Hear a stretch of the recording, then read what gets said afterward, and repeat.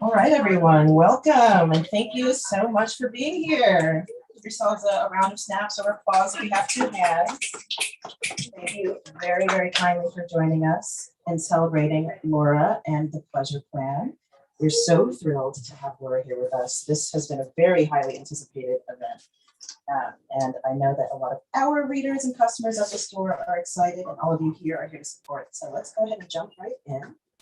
For those of you who are brand new, we are Lost City Books. We are a used, new, and rare bookstore, and we specialize in a carefully curated selection of books designed by our wonderful booksellers and staff. The store is owned by Adam, who was here moments ago, but as always, disappeared into the ether. That's okay. He'll be back.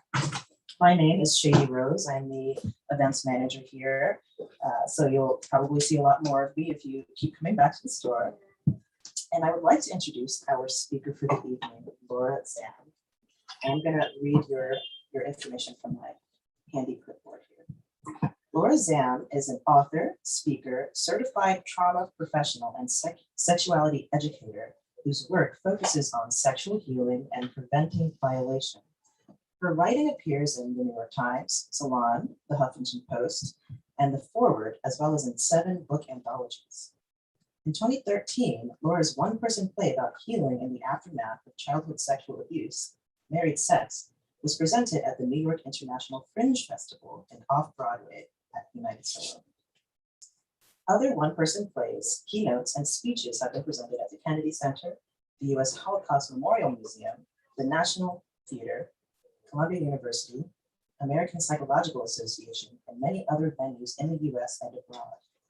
Media outlets that have covered Zam's work include NPR, The Washington Post, PBS, The Huffington Post, The Guardian UK, The Prague Post, and others.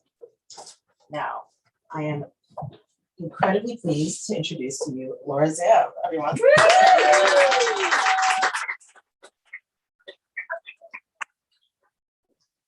Now, Laura, we're going to begin by jumping right in with a reading from your book, and I'd love to just allow for you to take us in. Okay. Can you all see me? Should I stand? I can't really see. Okay, I'll stand. Okay. Yeah. All right. Can you hear me okay? Yeah. I still can't see you, no. I'm just going to have to maneuver when I turn the page, but it'll be okay. Actually, can you hear me like this? Yes.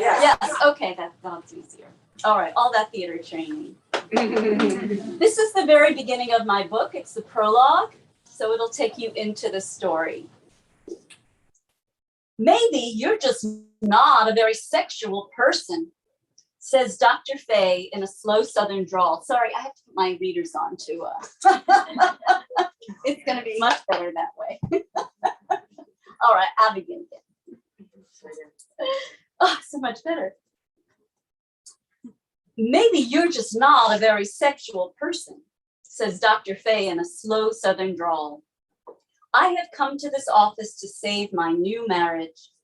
After 30 years of searching, I found a man I love who loves me back at 48. Woo-hoo.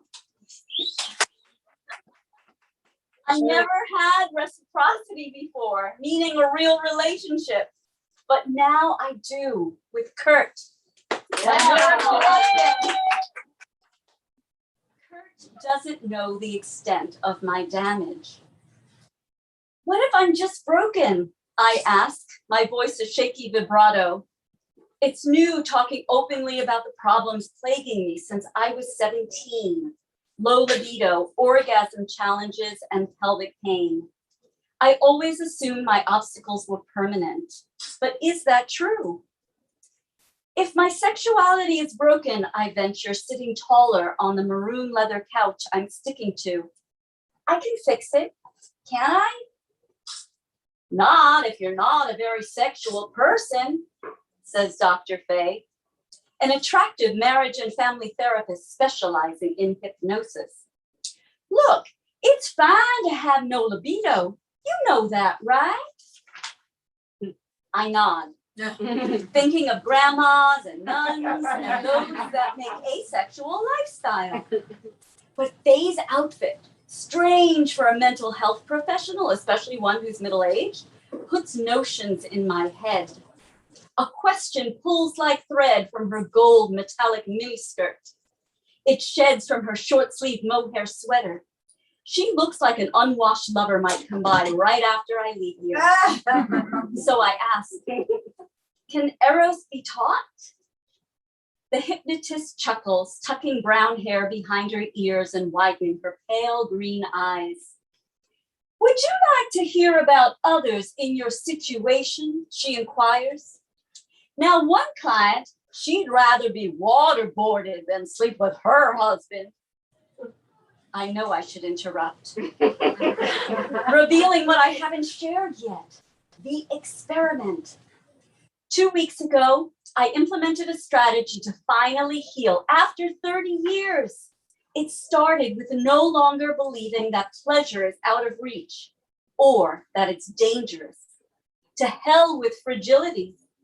More feeling than fact, it seems like if I pressed on a thigh or a clavicle, I could dislodge something, puncturing an organ. Loneliness has done this to me. I think of Kurt, and one night in particular. It was a summer evening, weeks after we met, and he was pushing me on a swing. Within seconds, I was up in the trees, all because of his force. Not bad for 51. I let this overall impression of him, capable arms, uplifted cheeks when we'd stumbled upon the playground, our instantaneous agreement, I must go on the swing, replace my imagined breakability. He's incredible, I thought, up in the sky and coming back down. A million neurons fired while I squealed, harder, push harder. As Dr. Faye regales me with tales of lacking lust, I force myself to think about why my bedroom is nothing like the swing. I know the reason, and she does too. I need to get this visit back on track. I understand what you're telling me, I say in the middle of one of her depressing stories, but do you think we could talk about my trauma? I watch her hands find their way to her hips. Her pose makes me think she's forgotten what I disclosed in our previous telephone intake.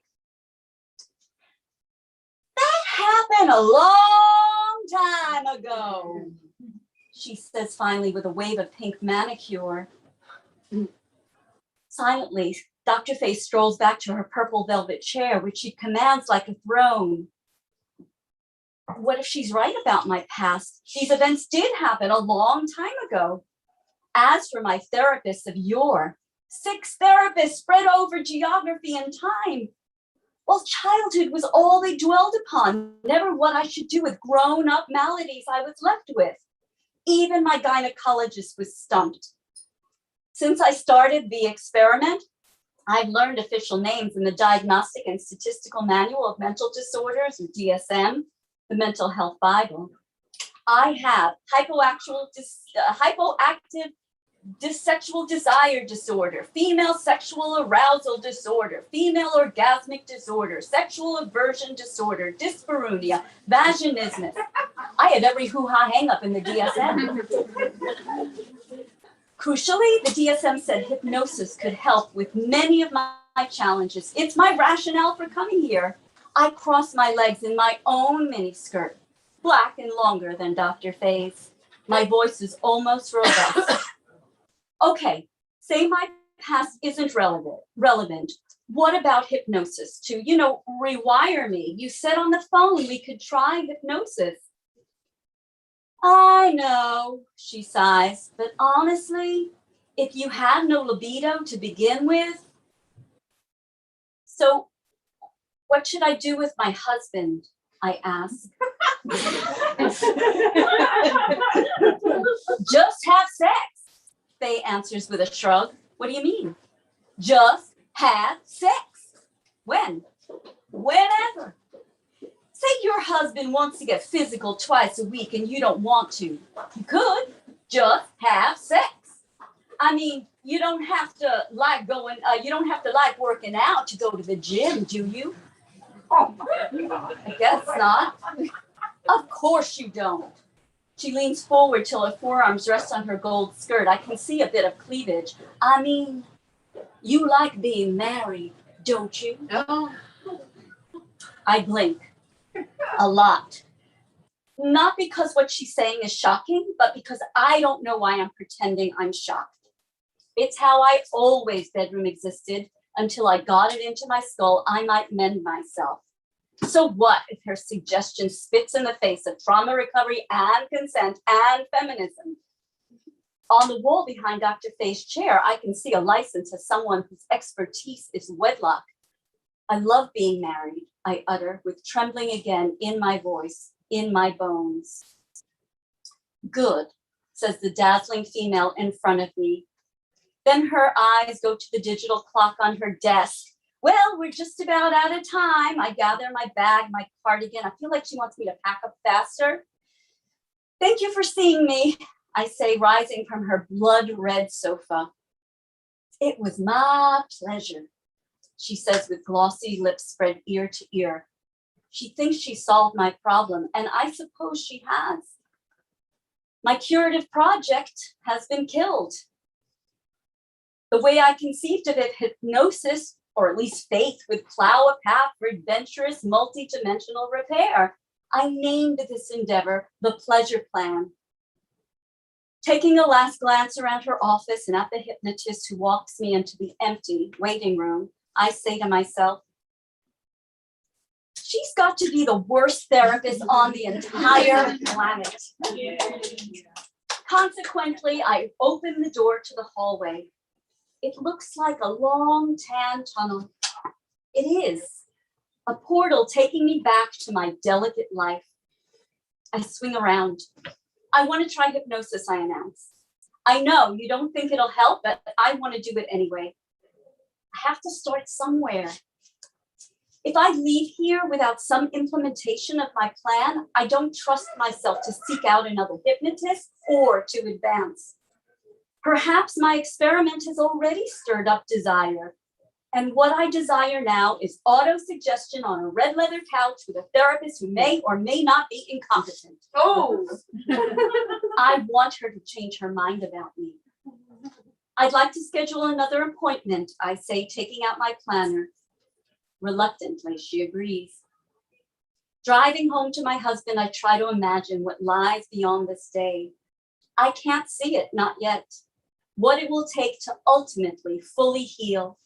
15 kinds of practitioners, 30 pleasure-enhancing modalities. I never could have predicted the struggles Kurt and I would encounter or the aliveness that would permeate our lives. I have no idea what's in store for me. All I know is that whatever happens, this visit has already altered my future. It has strengthened my body, my being, for hope.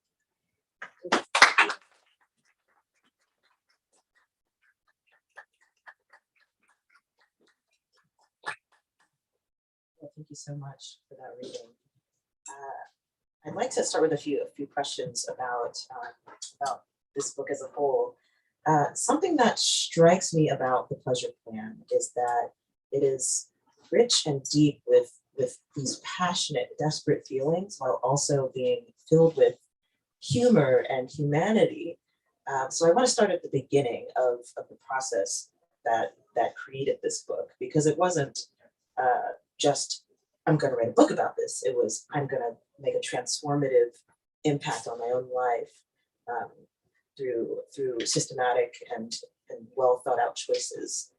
So can you tell me about the very beginning of that process? This excerpt that you just read, this seems to be the spark a little bit, but I'd like to hear about what the internal process looked like for you and how it began to form into words and how it began to form into actions and a plan.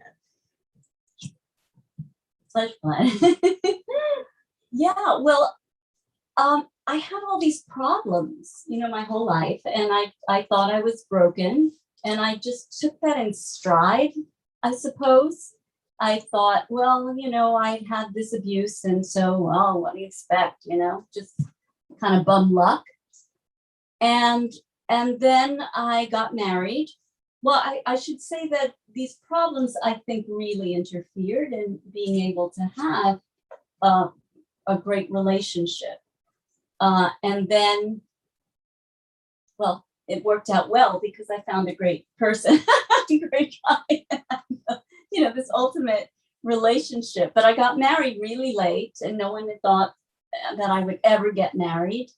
And so, but once I got married, I really wanted to heal because I was in a different situation than dating and having a lot of baggage. Now I was in this committed relationship and I was too old to ever have children. And I thought, well, I'm going to just put everything into my love, into this, finding this love of my life. And I knew, of course, that sex could, and I wanted it to be a really important part of this. But I didn't know how to fix myself or heal because I didn't know what the problem was. I didn't know if I had residual trauma that had just never been resolved, even though I'd been in and out of therapy for decades. I didn't know if it was ignorance around female sexuality because I didn't really know very much about sex. I didn't know if it was about relationships because I really had never had a stable long-term relationship. A lot of people here are, long-term friends of mine. They know that. So when I decided to go on this journey, I didn't know how to go about it. But at the time, I got a play commission, and I thought the thing that I knew how to do is I knew how to organize a project, an art project. That's what I knew how to do. I didn't know how to organize some kind of extensive healing that I couldn't really even encompass in my mind. And so I decided to just use this art project as a way to heal. So what I mean is that I would write specifically about my healing in real time, not knowing what the outcome would be. But I knew that if I did it that way, that I would start making lists and I would maybe go to see people that I wouldn't ordinarily see. I would start to construct things in a different way. And it definitely worked for me, thinking about this as a creative project.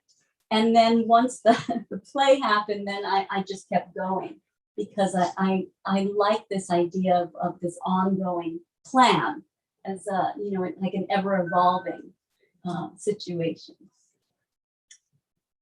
Thank you. And I'm going to have some more questions about the play as well later. But I wanted to also move into one of the statistics that is kind of mentioned in the blurb about the book, even, is that 1 in 8 women experience sexual dysfunction. And as I was reading your book and as I was thinking about the statistics, it occurred to me that there is so little education and knowledge about what sexual dysfunction even looks and feels like, that so many women and femmes especially don't even know that they're experiencing dysfunction. And what ends up happening is that their dissatisfaction or discomfort is just taken as a matter of course. And I wanted to know what your thoughts are on that statistic specifically, and on the lack of understanding about what sexual dysfunction is, and if you have insight into how to identify it and perhaps how you identified it as you were going through this process. Yeah. Well, I changed my career because of this, because I got so angry that there was no good information. I shouldn't say no good, that there was such a lack of information, basic information about women's health. And as I moved closer to menopause and then went into menopause, there was like a whole other slew of we could say dysfunctions or just, natural occurrences, but obstacles to healthy sexuality or vibrant sexuality. And so I became a sexuality educator because I really wanted to talk about these things, and I just got so nerdy about it. But in addition to the statistics, there's other statistics. 75% of women experience painful sex at some point in their lives. 75%. We don't talk about it at all. And there can be a lot of different things. There can be like hormonal birth control can be a contributing factor. it's just never talked about. And then, of course, there's, things that happen later in life where people my age, women in their 50s, we're often really blindsided, and we go into menopause with no information. And then there's all of the, there's an orgasm gap. So approximately 65% of women have orgasms regularly with sex. People in female bodies, and about 98% of people in male bodies have orgasms during sex. So, so there's all kinds of discrepancies here. There's all kinds of inequalities, really. And I think it stems from a fear of women's sexuality and women's bodies, and not mental health professionals, doctors not really having the education to be able to help us and guide us. And so we're just kind of left to our own devices, and we may or may not talk about these things with our friends. It just kind of depends. And so anyway, I got on a soapbox, and I don't know if I'll ever get off. Please stay on the soapbox. Please stay on. But you're completely right that there is that gap and that divide, not only in information, but in experience. And there have been a variety of responses to that gap, especially in recent years, where women and people in female bodies and feminine people are taking charge of their sexualities and taking charge of not only the narrative about female and feminine sexuality, but taking charge of the research and the science and the practice of being an educator about it, which is something that you have now done. So if you have a few insights and thoughts into what the recent sex education world kind of looks like, how it's developing. You spoke a little bit about how making art and making performance art was a spark for you. And I've also seen that the arts is a huge part of this world too. If you could talk a little bit about those things. Yeah, I think that there is a lot happening, and it is led by women, by femmes, by people in female bodies. There are a lot of people like me who are just gonna go out there and educate. I think that there is a really strong initiative in queer communities that I think are really leading the way, to tell you the truth. I think that people who are in heterosexual relationships, we're a little bit behind the times in a way. I think that our information is a little bit more lacking because we haven't necessarily been in a situation where we have needed and wanted to figure things out in an authentic and individual way. Instead there's so many scripts in heterosexual relationships, and like, okay, this is what sex looks like. Even the full definition of it is so prescribed. And so I think that is something that's changing slowly, but through this education. And I think that, the more that we can talk and the more that we can, all kinds of people can come together and kind of share. Kink communities have so much to really offer in terms of like communication and contracts and just a way of coming together with partners and deciding how things should be. So I think we need a little bit more intermingling, I think, of conversations amongst people who have different sexual expressions. Thank you. I definitely agree. You spoke for a moment there about how heterosexuality, or at least heterosexual culture, is not really predisposed to explore sexually or to explore sexuality. And that queer communities in many ways are taking the lead in exploring sexual education, sexual sciences, sexual liberty, as well as the kink community, which kind of overlaps with it too, right?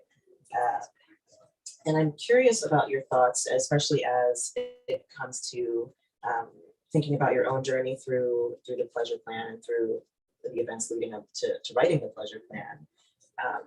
How did you attack and how did you probe into some of the constraints of heterosexual prescriptive ideas about what sex should be and what sexuality should look like, and how did that manifest in your exploration for this book? You know, it was a whole process, and I kept asking myself, but I asked myself, it took me a while to understand the questions that I needed to ask myself.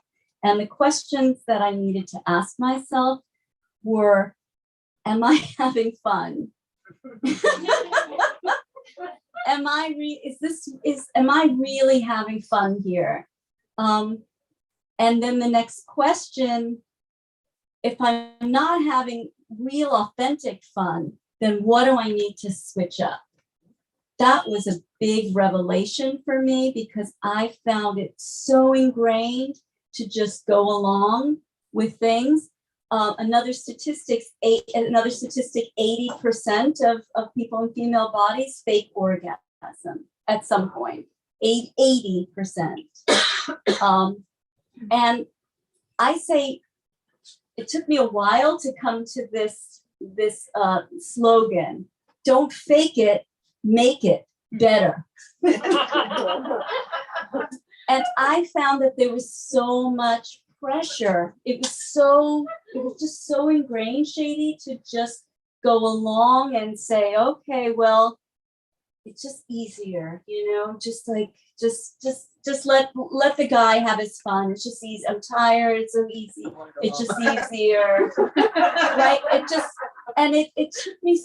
took me a long time to go, wait a minute, what the fuck? Sorry, I don't know if I can curse. You can say fuck. Everybody just say it right now. Yeah, there we go. Did you say under your breath a minute ago?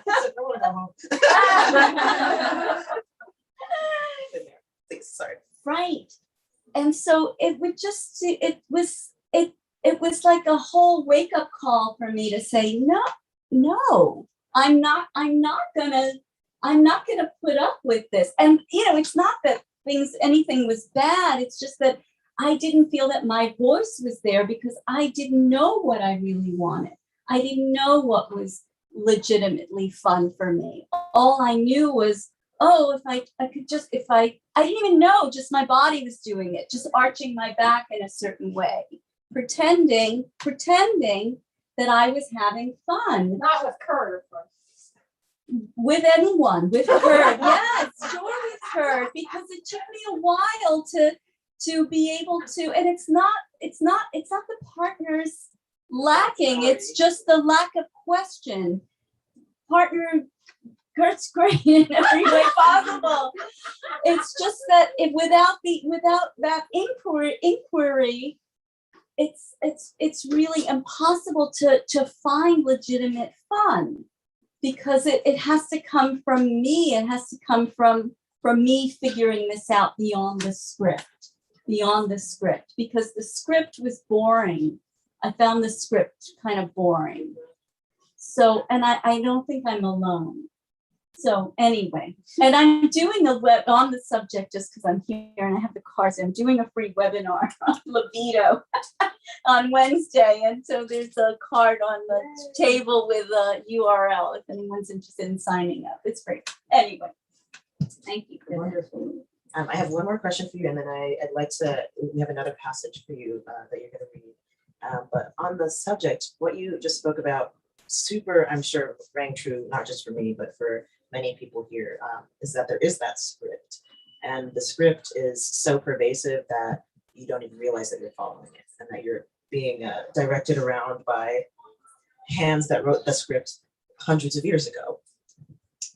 And something that comes to mind too is how intertwined that script, that heteronormative, ultimately sex negative script, is so easily tied to those who have experiences of trauma. It's very easy to slip into that script if you have an experience of trauma.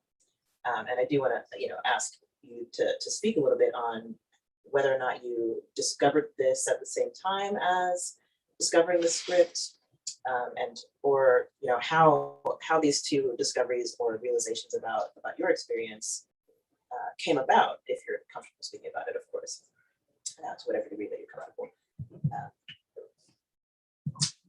Yeah, I mean, I think they're definitely related, but I have a, not an extreme, because it's very, unfortunately, can be very common, right? That I was abused as a child. And so there's something that I can point to and say, okay, here's this sexual trauma, as many people can, but there's also a lot of other sexual trauma, a lot of other sexual misconduct that I think people in women, female bodies absorb, and that also contributes to this feeling of, well, my body is really for male pleasure. And I think that, so what I'm saying is, I don't think you need that history, but for me, obviously it was, or not obviously, but it was certainly intertwined. And being able to extricate myself from that was very, very healing in terms of my abuse. Very much so. I mean, my whole book, really, this whole endeavor in many ways this is my activism, and it's like where all my my feminist, I was abused anger goes. It's like, this is my anger, this F you, I'm not gonna have bad sex.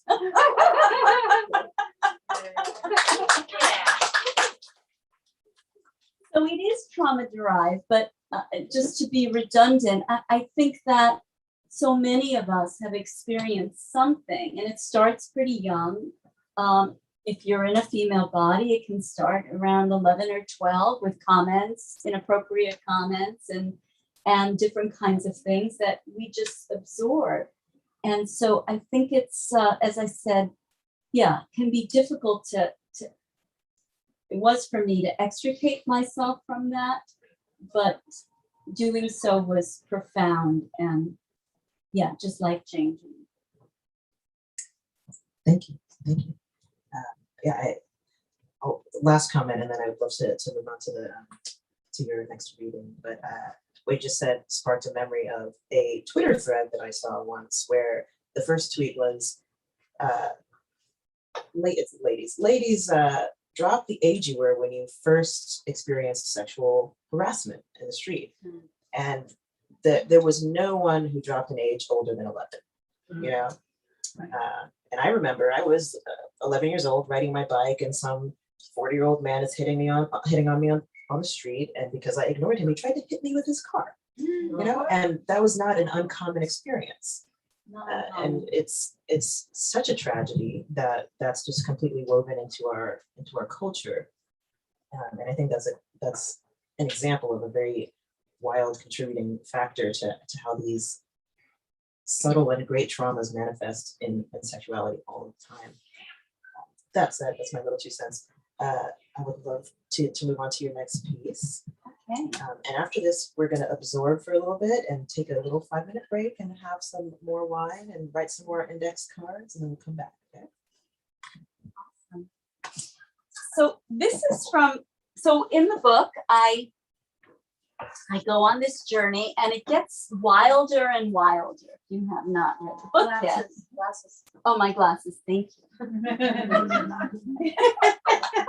So good to have friends. So I keep, so the first part of the book is very much about trying to figure out my trauma. And then I realized, oh, okay, I've got to figure out pleasure. I'm focusing so much on healing. I don't know anything about pleasure. So I start to investigate this, and it leads me to taking, I suppose, greater and greater risks, because I'm not getting enough information. So this is something that I land upon, a workshop. Get naked. says the fleshy, undressed woman with spiked blonde hair who has just let me into her apartment. Disrobe and enter the temple. Her raspy voice reminds me of how much women smoked in the 70s, especially liberated icons like the one standing before me. She looks to be 66. She's not. She's 86. Whoa. This is Betty Dodson, a sexologist who invented second wave feminism, along with Gloria Steinem and others. Betty's piece of the emancipation puzzle was teaching women to maximally have pleasure. To that end, she developed a masturbation technique I'm here to uncover. I've come too far to not know how to come very far. Betty points out hooks upon which I'm to hang my clothes. Then she sachets away. I begin undressing with a thumping in my torso. A 2-day workshop in the buff is scary for sure. Just as nerve-wracking as disclosing how much I don't know about ecstasy despite years of research. So many questions. Why am I able to climax by myself but not with a lover? Are those little waves during lovemaking, the ones that recently started, are those orgasms? Should climax be earth-shattering? And if not, then why not? And if so, what am I doing wrong? A residual cloak of shame has kept me from getting these answers. But now I guess I'm discarding those layers too. Nude, I enter the temple. Or if you prefer, Betty's immaculate living room in Midtown Manhattan. The sacred and stylish coexist here. A plush slate gray carpet touches walls decorated with drawings and paintings. Betty is also an artist. In many of these works, women are in sensual repose. The real thing is strikingly more present. 3 bare naked ladies are sitting on the floor in backjack chairs. These places are arranged in a circle at the center of which is a silver tray with lighted candles. That's our altar. I'll just summarize here to jump ahead a little bit. So I'm making chit chat with the women and trying not to look at their pubic hair and choices. It's all very tense. I'm trying to keep my ankles together. It's very, very uncomfortable. Then Betty enters. At 86, she's youthful and vibrant. She also happens to be built like my mother. It's been many years since I've seen my mother, who died years before, let alone seen her without clothes. I'd forgotten what she looked like, but here she is in a way, via Dr. Dodson. I'm viewing Mom's perfect proportions, her strong arms and thighs, her pendulous but firm breasts, her soft belly. I speculate that seeing Betty brings up ancient shame. I can feel that shame. My mom's relationship with her body was not ideal. Don't I pat my own soft belly, often obsessed that I too am getting fat? As Betty describes our next activity, I'm excited to transform body issues tenaciously hanging around. So what if ridding my shame entails showing this crowd my clitoris? The exercise is called show and tell. And it's something Betty Dodson has been doing since Jimmy Carter was president. She began these body sex workshops because too many colleagues and friends believed their vulvas were ugly or deformed, not having seen others except for girly magazines. She had the same unease about her own attractiveness down there. But what if she could reveal to women our real gorgeous array? 40 years after initiating these sessions, she's only found an increased need for her work, given the prevalence of porn. Our sassy octogenarian says finding fault with our bodies from our ears to our labia is a major barrier to lust and satisfaction. Yay to getting rid of barriers. Here's how show and tell works. One by one, we sit next to Betty as the group scoots in close to examine our goods. Then Betty gives each vulva a name, while her assistant snaps a picture that she sends by email. Rest assured, we only get photos of ourselves. I suppose that's why no one present at the workshop expresses worry that these images will end up in the wrong internet hands. We trust the integrity of this community. Before we begin the live reveal, Betty and her assistant show us videos and drawings of genital anatomy, internal and external. These materials celebrate our sexual biodiversity, which is exactly what I encounter via the 8 other participants. Once they start to reveal themselves, I scoot in close to their coochies. I see lips shaped like wings, petals, ears, shells, or just themselves. Inner labia are longer than outer labia and vice versa. Some gals have no labia at all. Pussies are blush, mocha, mahogany, scarlet, mauve, or tan. Most are a mixture of colors. And then there are the clits and their little heads. I see clitoral glands hidden under hoods, glands poking out, and glands with no hood. Not a single person in this room has symmetry. Not a single person in this room has symmetry.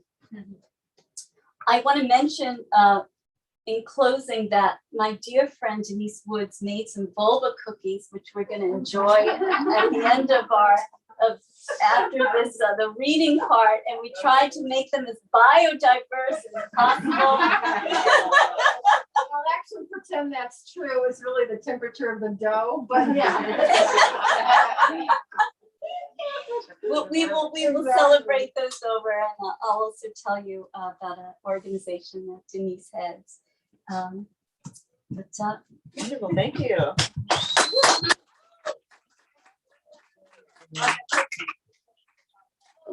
Only halfway through, so take 5 minutes, and I mean 5, to go and get more wine. Do we get the cookies? Tell people to write on. I think the cookies are for the party at the end. Yeah. Oh my gosh. Yes, and remember to write your questions on the index cards at the back. Just support your anticipation, you know, with whatever we're working on.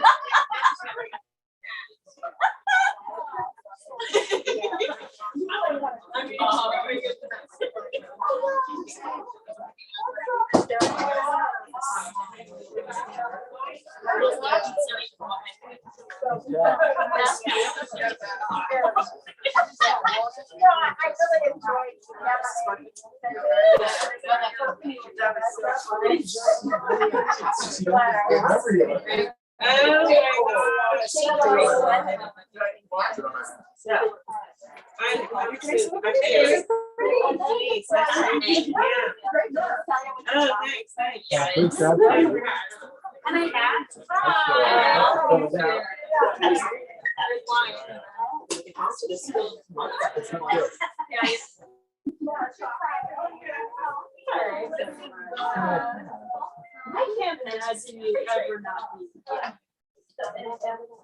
I can't imagine you never be. Like you were talking about discovering. I was like, I can't imagine you ever not.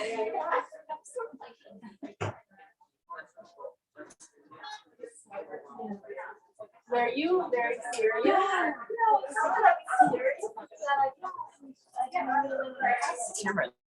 Allow yourself. Hello to everyone watching right now. We'll be back in just a few minutes, but if you have questions for the author, drop them in the comment section right below the video that you're watching, and we'll get to them at the end, okay?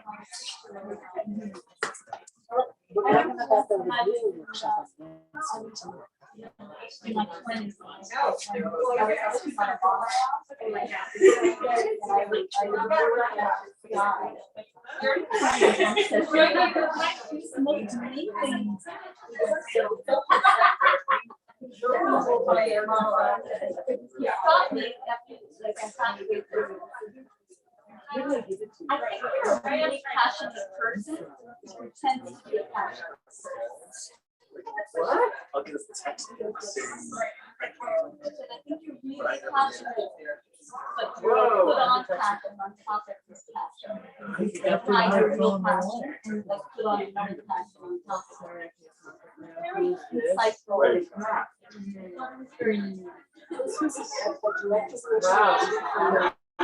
Yeah, that was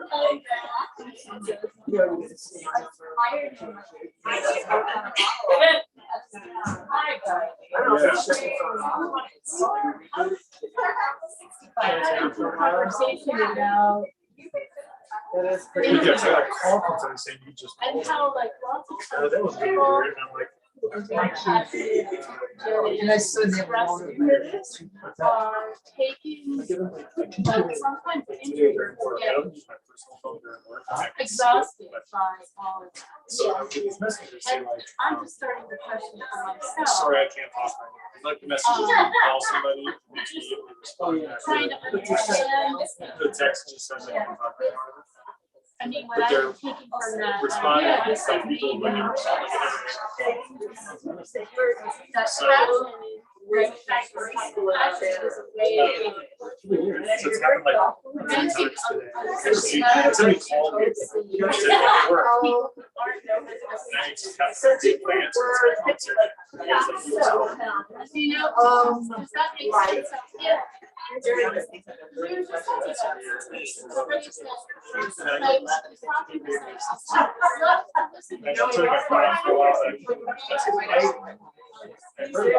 Not so much as the viewer. Yeah. She herself. This is the only phone that's really got to fix it. Like, I work okay, on good when you got it. I was at dinner. And, It's really weird. I just wanted So, yeah. yeah, I don't know. I'm gonna grab some more. Someone's up. But I would say, yeah, you could also spoof numbers. Are you calling somebody? Are you okay? Are you calling? No, I just don't wanna, I know, I put it on.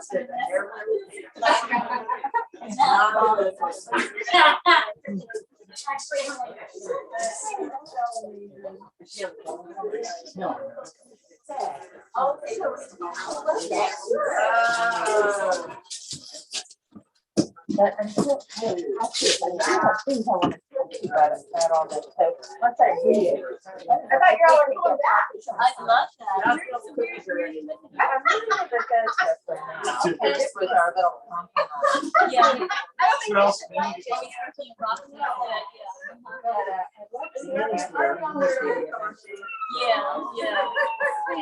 I just had a great victory. Space. Weeks ago, no, yeah, exactly. Thank you for the segue. Did you do that? I did. Yeah. Well, my car, so.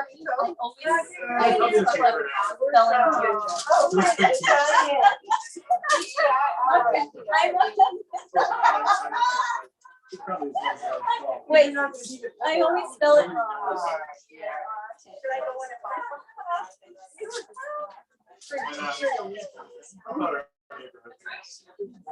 How about the Safeway? We need local buyers like you. Yeah, exactly. I'm going Dave and going at Trader Joe's right now. Yeah.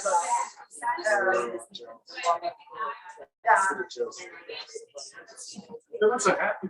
Yes.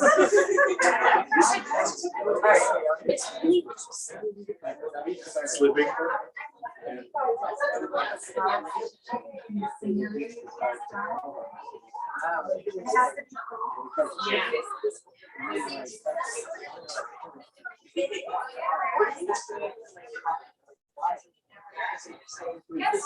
What was wrong with her?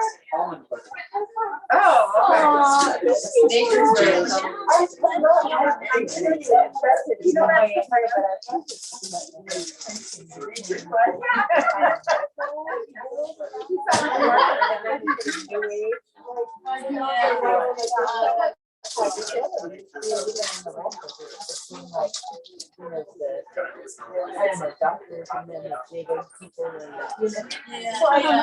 Because that 6 to 12 months move is pretty slick. So with the rest of it.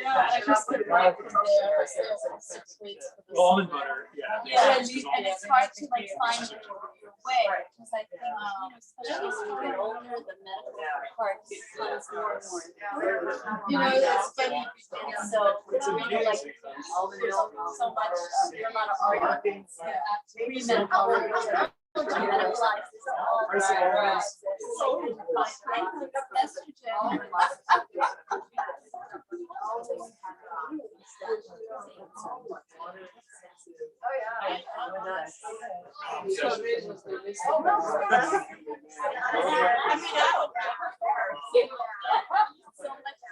So then it becomes, okay, science is helpful, right? So I've known about more so than I get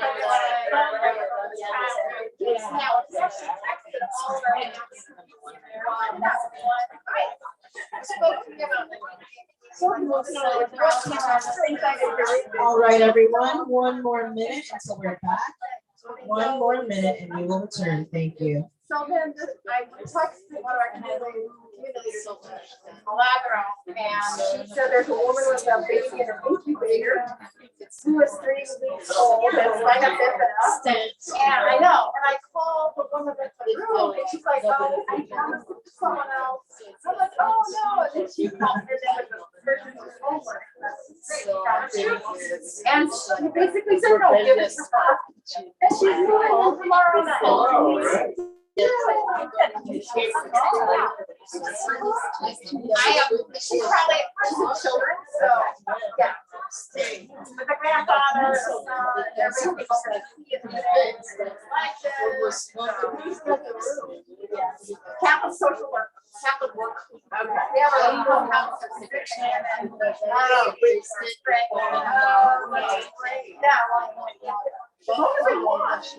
amazing. And that's why housing is right now. So I'm really excited. Yeah. So yeah, it's super. So I'm really excited. I tried out a recipe. Yeah. I've been okay. No, we have really good recipes.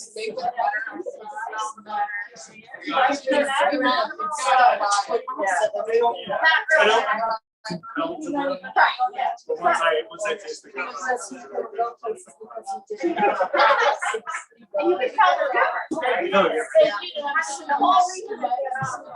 All right, everyone, welcome back. We're gonna get started again.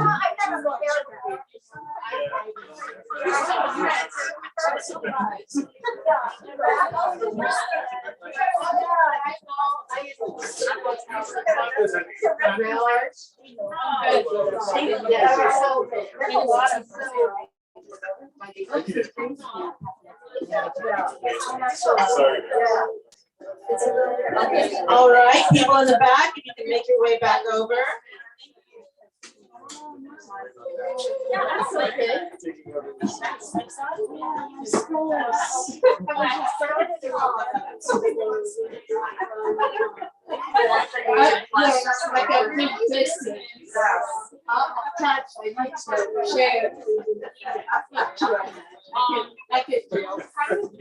Everything changes when you go midstream. Yes.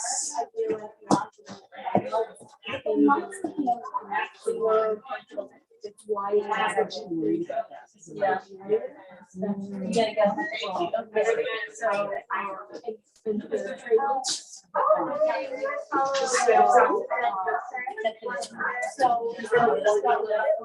I'm not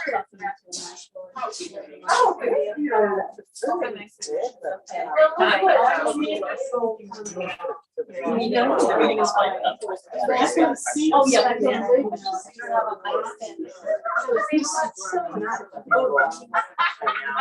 There's no holes in my brownies, though. Today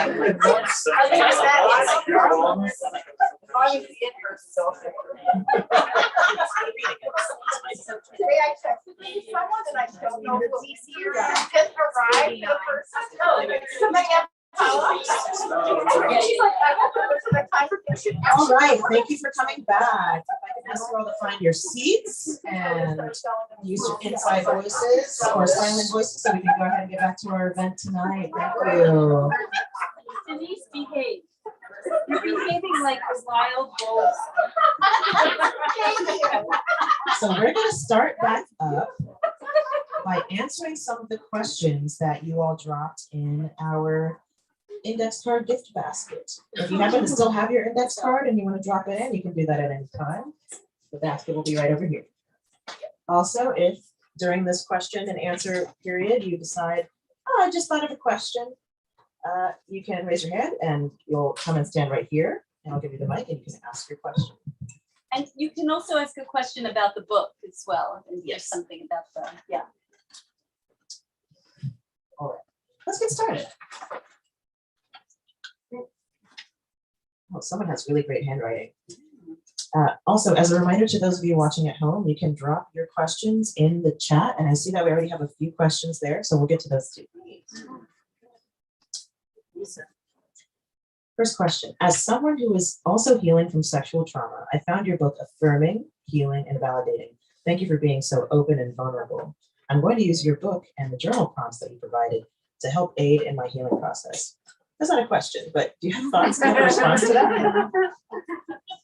I'm just very, very touched that somebody is able to find help and some guidance through the book. I mean, that was my intention in writing it. Yeah. Absolutely. And for those of you who don't know or don't have your copy yet, there are journal prompts. There are a lot of interactive elements to the book that are really rad. So, question 2, when you talked about accessing fun as part of your pleasure plan, I got the feeling that your liberation was a more holistic one. Could you talk about other aspects of your life that changed in your pursuit of fun and pleasure?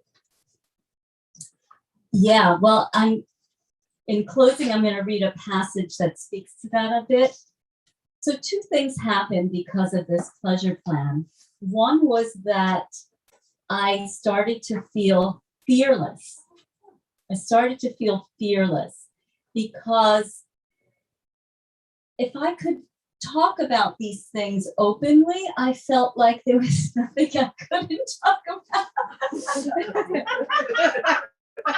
Because it would just seem so taboo. Like talking about having been abused did not seem taboo in this, especially post Me Too. It was like, yeah, you know, yeah, like just right. Join the line. But talking about the way it affected me seemed very taboo.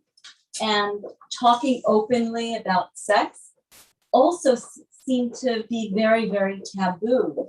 And I think some of it was just because there's not a lot of conversation around nitty-gritty aspects of it that people get very uncomfortable because we just haven't had a lot of experience, just kind of casually talking about these things. So that felt really scary at first. And then I started to get used to it. And it opened my world in terms of this fearlessness. And then the second thing that happened to me was in claiming desire, basically, authentic desire, I also felt a different kind of, I guess, power. I started to feel really powerful in a way that I had never felt before, because I felt like this is the essence of power. The essence of power is I want, and I'm gonna go for it. That's what power is. And I had never really known it in this fundamental way. And so, yeah, it just changed me so much. A similar part of my experience is when I got into the kink scene a few years ago, several years ago. And suddenly there was this just weight that kind of dropped off my tongue in a way, and a different weight that dropped onto my tongue. But I'm so sorry. But and you know, now I go around saying like, oh, you know what you need? Just a little kink. A little kink will help that out. You know, just sprinkle it on there. Just suddenly it's like talking about brushing my teeth. Exactly. And people react to that, right? People become vicariously empowered by the power that you hold. Right. And I think that's remarkable. Other question? How can we hold men accountable for their part in the positive change that needs to happen?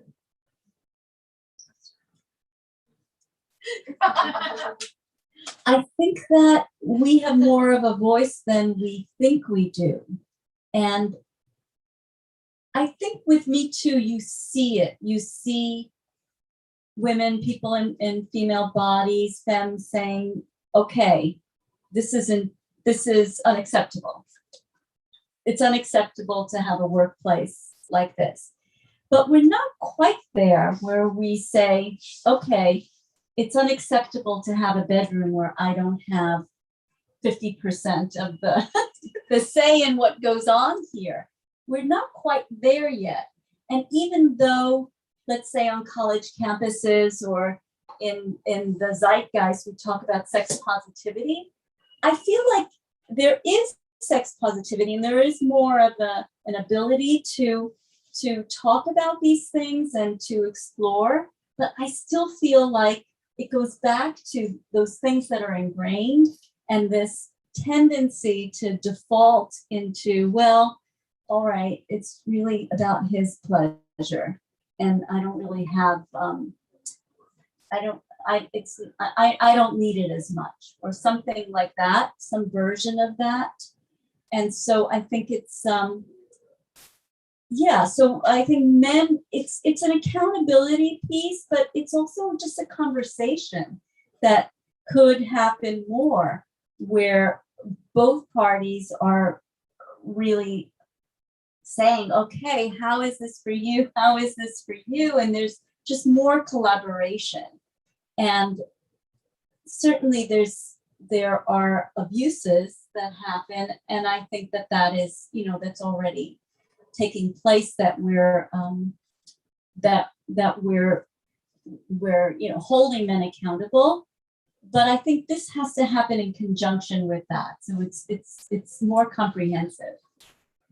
I like something that you said just then, which is the word collaboration, because to me, collaboration is the only true consent that you can have. If you are collaborating with your partner, then you're both enthusiastically building the experience together, right?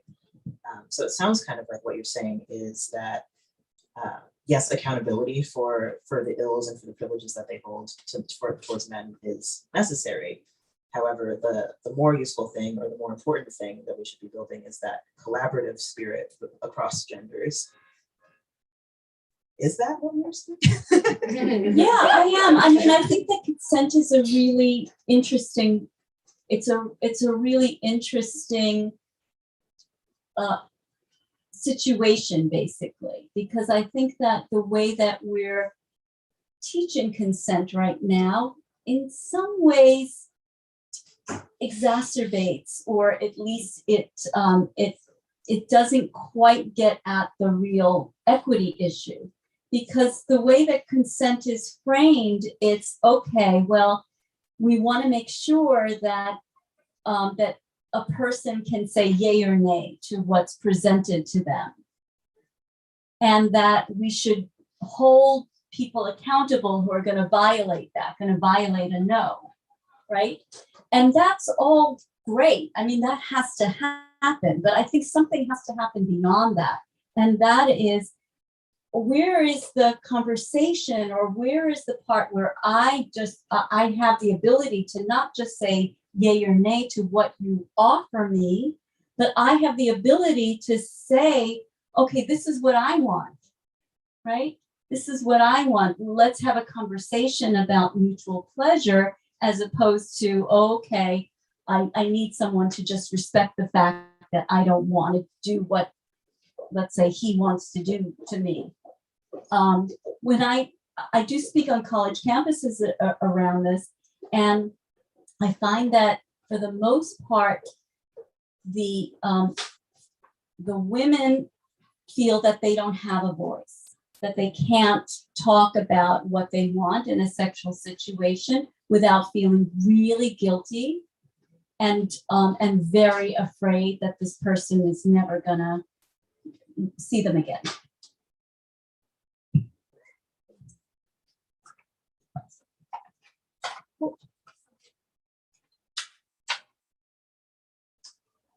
Any suggestions on how to name your vulva? Good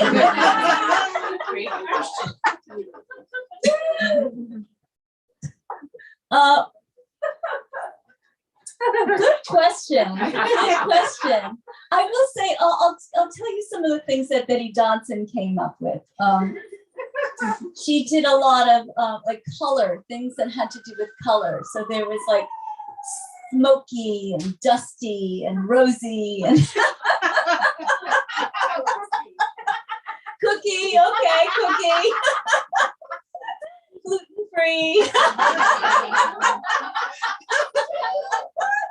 Great question. Dibs on gluten Is free. that, can there be dairy free? Dairy free? As long as it wasn't crusty or cobby or. Sleepy, grumpy. Happy, healthy. Let's see. I'm so sorry if this is not what this card says. The handwriting is as unreadable as mine. What was a pleasurable activity you found surprising?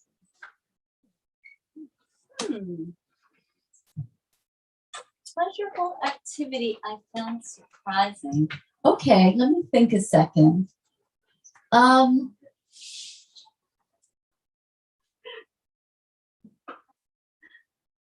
Okay, so one thing is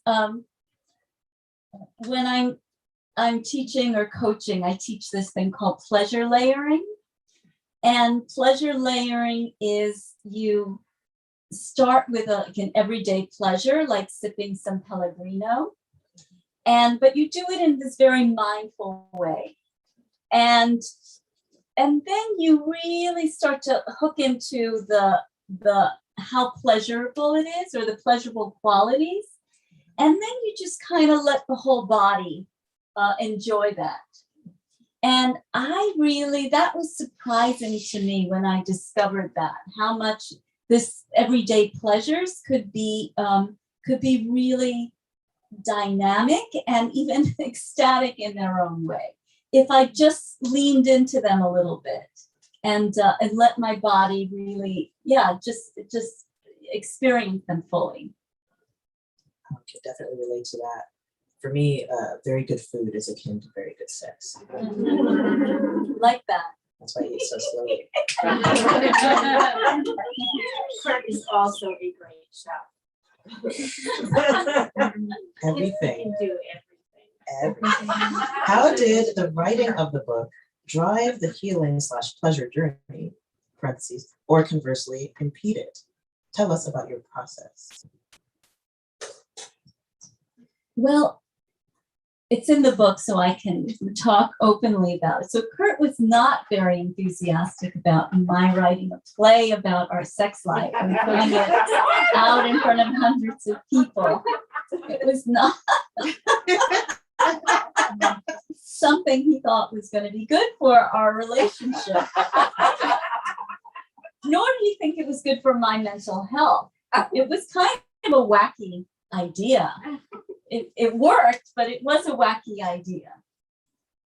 So I think that so there was a lot of navigation. And in the book, there is a lot of navigation of our relationship throughout this, and me questioning, okay, am I doing something that's not really healing, but is something else that's counterproductive? So there was definitely that tension, which I think hopefully makes good drama in the book, So I think this the project definitely it ultimately helped, but it also created obstacles within it. But in retrospect, it was just the best thing that I ever did, doing it in this way, because like I said at the beginning, I just took chances that I never would have taken. As an example, I went to the house where I was molested in Brooklyn. I drove 5 hours in basically a snowstorm and talked my way into this house so that I could see it. And did that because I thought it was going to be a good scene in the play. I really didn't think it would offer me anything. I just knew it was going to be a really dynamite scene. So I forced myself to do this for art. But it wound up being absolutely transformational, really, really transformational. And it was part of that empowerment, a big part of that empowerment for me that I did that. And even now it changed my relationship with my trauma, because I can't think about what happened to me without first going to me as an adult, finding my way into that house.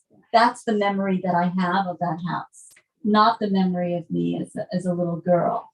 I have to dig beyond that. So it changed the way that I see myself. Now I was this person who had agency as opposed to this victim. So it was very, very powerful, but I only did it for the play. That is utterly remarkable. Thank you for sharing that experience. And that is something that our readers can read about in the book a little bit, if I'm not mistaken. Yes. I'm going to transition to reading questions from the chat here. So those of you at home watching, get ready for your answers. We have one here. What is your next step to reaching a bigger platform? Oh, good question. Well, I have a pitch out there, which is a television show based on my book. And my agent is shopping it to a couple of co-agents, Hollywood agents and producers and that kind of thing. So for me, that's it. It's turning it into a TV show, and I'm writing the pilot. So we'll see what happens. First announcement of this possibility that you've mentioned. No, I've been telling everybody. Is the TV show gonna be like a theatrical, like the story of it is? Okay, so it's a narrative. It's not a nonfiction TV show. Yeah, no, it's the story of the book, but a little bit, the story's a little bit opened up so that I can fictionalize some aspects of it. That's amazing. Yeah. Who will play you? I think that Julia Louis-Dreyfus should play me.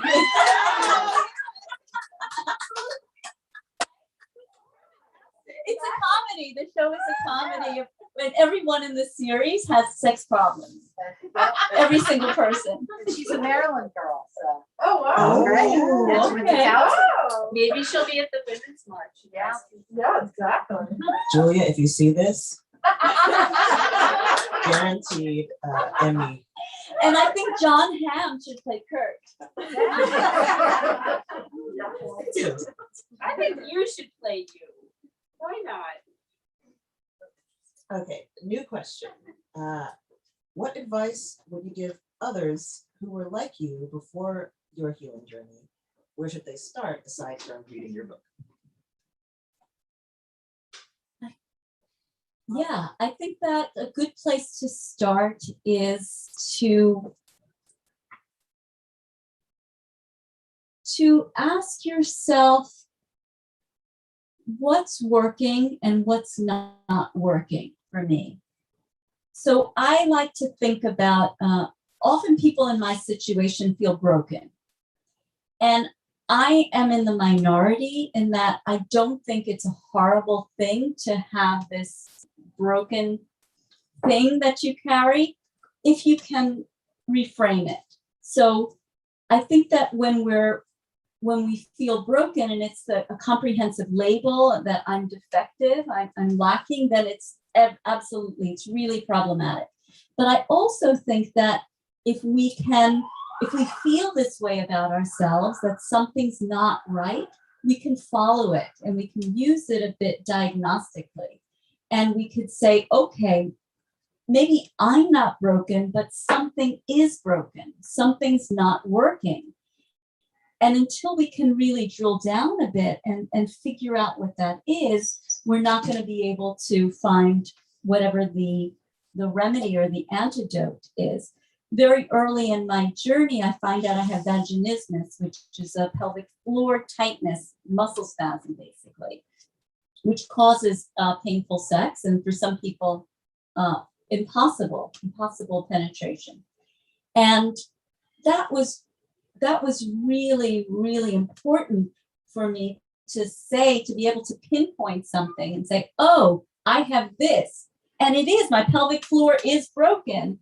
And now I know I'm going to figure out how to fix it, how to heal it. So I think that kind of investigation is a good place to start with those questions. Thank you. That's a very insightful place to start. Just explore a little bit. Sorry, the type is very small. Do you want my reader? I'm already wearing my glasses. Chaplain says, I'm a little behind on the times. Please explain saying people in female bodies instead of women things. And I can help with that if you like. Yeah, help away.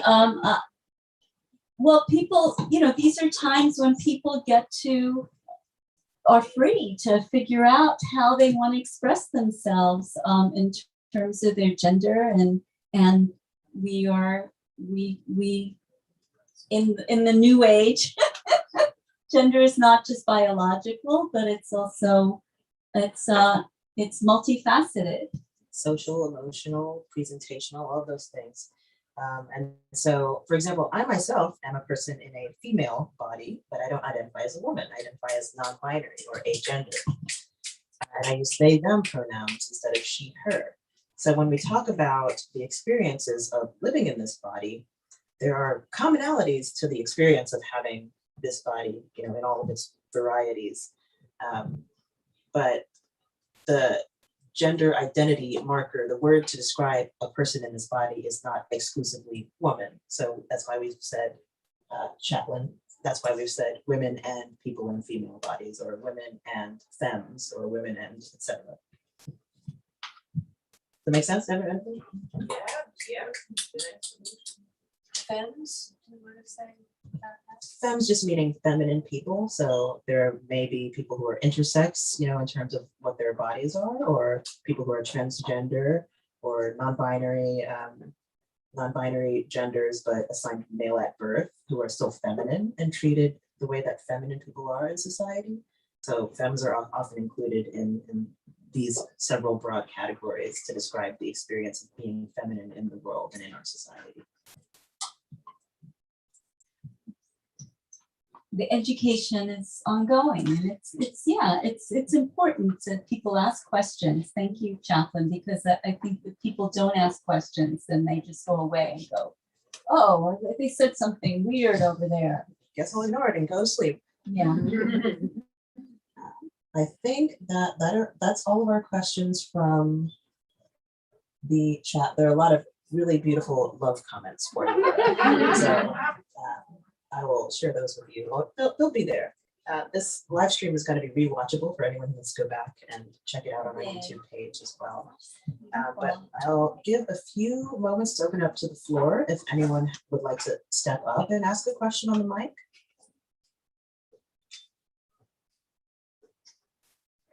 Come on up. Woohoo! Wish I had the Price is Right theme to play with you.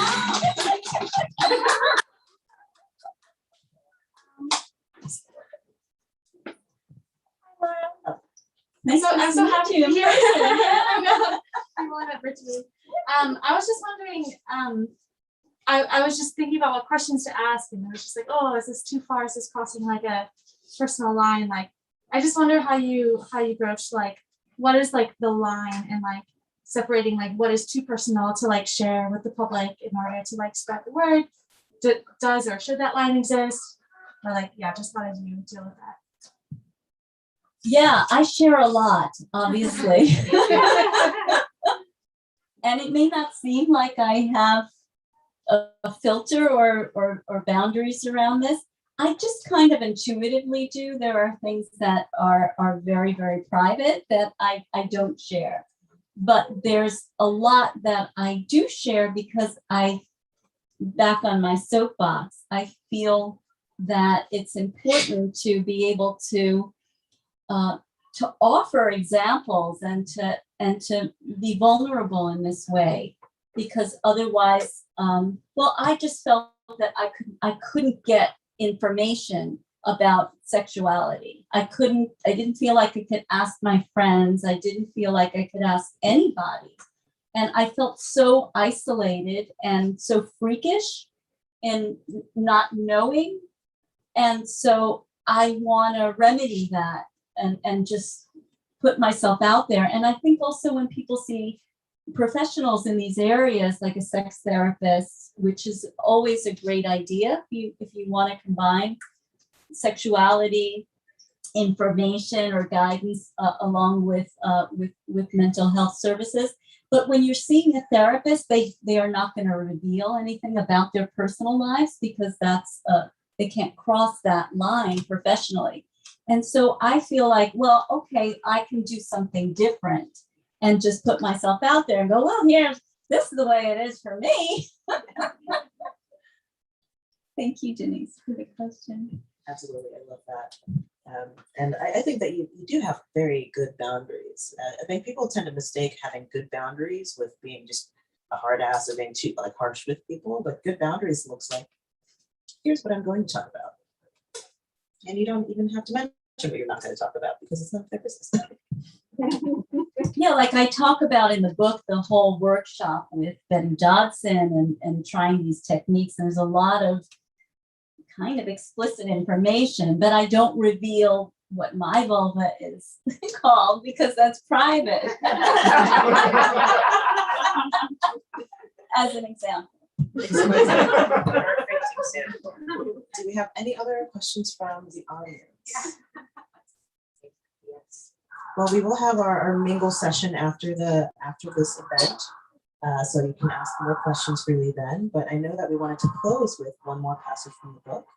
So do you still want to do that? Yeah, definitely. I want to mention Denise's organization before I do, because there is a QR code. So it's well, there's a laminated sheet there with a QR code for her organization. So Denise is a master baker, but she also heads this organization called Food Justice, DMV.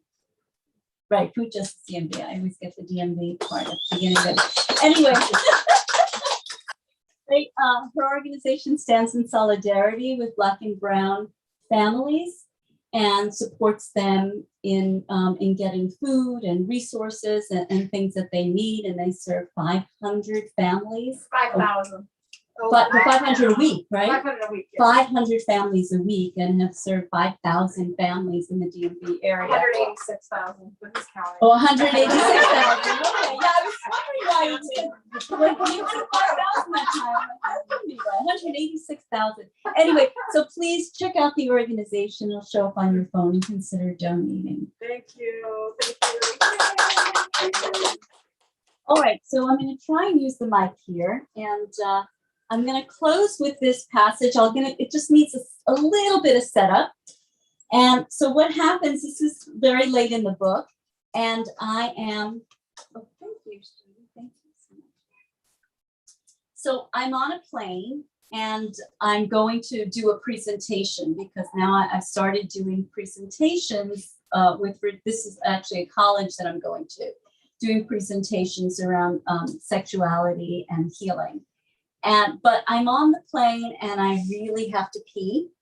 And but I'm in the middle seat, Kurt's at the window, and the woman sitting next to me she's got these rings that look like you get them at a contemporary art museum, and she's got on this blazer, and she looks like my friend's mother, who's an interior designer. And I don't want to interrupt her, but I eventually do. And she makes like a whole performance out of having to put her drink down. She literally rolls her eyes. And I get to the bathroom, and I just, even though I piss, I'm really pissed. And And so I decide I have to confront her. I have to tell this woman that she cannot treat me that way. And I'm really nervous, so I'm in the bathroom. What if she yells at me? What if she tells the flight crew that I'm a terrible person with an abnormal bladder? Shh, I whisper to my neuroses. I conjure all the ways I've been opening my mouth these days without worrying what people think. Every instance has contributed to my altered state. In the sci-fi blue light, I concentrate on a dinner party a few months ago. We had run into one of Kurt's colleagues in the packed living room. After my husband introduced him and his role in the office, this Swiss gentleman who was wearing a suit and tie at the relaxed event asked about my profession. I told him I was a playwright. How fabulous, he said with a clap. Do you write on any particular topics? I told him I was reworking a play about healing from childhood sexual abuse. It came out matter-of-factly, which surprised me. Sharing the topic of my work was terrifying when I first started the pleasure plan, but I guess I had gotten used to these conversations. Speaking casually that night about how abuse had affected me made me feel like I'd crossed over a shame line. So your drama is about trauma, said the Swiss man after hearing more about my play. He seemed pleased with his rhyming phrase. Then his face changed. Trauma is an interesting topic, he told me. My wife, Kurt knows this, but my wife died 8 months ago of an aneurysm. He put a hand on his chest. For the next 5 minutes, while people around us chatted about work or Netflix or Merlot, he revealed his struggles raising 3 children without a mother. This foreigner was so formal and reserved, yet liquid emotion poised at the corner of his eyes. He let it be there, and I joined him with sadness in my own corners. Though our talk was heavy, there was liberation between us, communion. Subsequent to that dinner party, and especially after resurrecting my play, I started having frequent exchanges like this. A woman recently told me her brother was schizophrenic. Others have disclosed that they too have been victimized by pedophiles. Most of these confessors have been men. In every instance, I found connection by refusing to be intimidated by what I'm pursuing, by who I am. I refuse to be intimidated. When I get back to my row, shockingly, the interior designer gets right up. But once I've entered and settled, the show again commences. Sighing, she puts her tray table down, moves her beverages from the floor, and places them back on her tray. Soon enough, we're situated. The moment has passed. The thing is, I need this verbalization somehow. But what should I say? The words drop onto my dome and seep in. I stare at her as it comes out, the most forceful phrase I've ever uttered in 50 years on this planet. I'm sorry, but I had to pee. She returns my stare. Her eyes appear clear like they once had cataracts, but no longer. Perhaps she sees I am worthy of respect. Even if she doesn't, I see it in her eyes. When she turns back to the book, I still see myself in her eyes. Leaning my head back, stretching out my legs, drinking my fizzy drink again, I start reading to the in-flight magazine. I stumble upon an ad for Hong Kong. People in a rooftop restaurant are dining and thrilled. Stars above hint at greater galaxies. If I continue developing my sexual self, I ponder, maybe I'll find that I am becoming and becoming.